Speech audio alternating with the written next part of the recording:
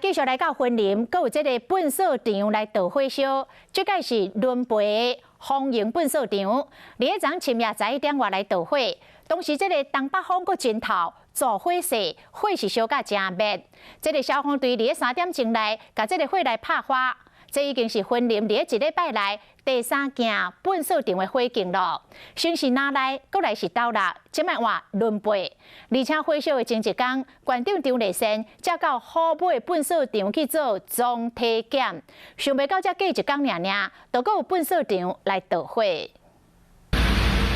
暗时10点外，粪扫场倒火，火有够严，因为淡仔季风真透，所以讲乌烟乌味吹。消防队出动4台消防车加12个消防人员拍火，用3点外钟才将这个火拍花。验过，这已经是云林县一礼拜来第3件粪扫场的火警。下午开始就没有任何人跟车来进入我们的一个垃圾场，现在目前的一个原因还在调查当中。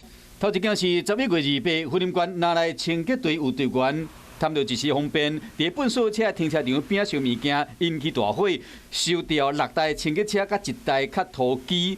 过来是12月7日，倒落一间私人的回收场倒火，有真侪回收物烧了，空气有够歹。12月7日，馆长张立先伫虎尾粪扫场办理总体检，甲20个乡镇的清洁队做总检讨。想不到短短1天尔，又有粪扫场倒火。掩埋场了哈。